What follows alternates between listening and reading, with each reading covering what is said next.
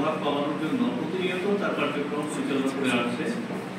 গতকাল 10 তারিখ 11:30টার দিকে ডিবি টিম এবং সদর থানার টিম দুইটা একত্রিত একটা অভিযান পরিচালনা করছিল।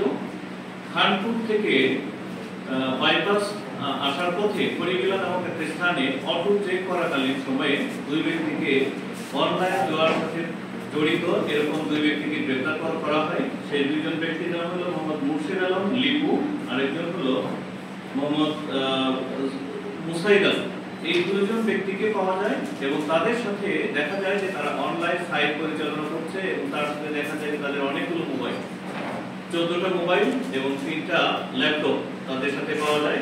এবং জিজ্ঞাসাবাদে তারা জানায় যে তাদের এই ট্রানজাকশন মানি ট্রানজাকশন রয়েছে এবং দেশের বিভিন্ন শ্রেণী পেশার মানুষকে তারা প্রলোভন দেখায় এবং প্রলোভন দেখে এই অনলাইন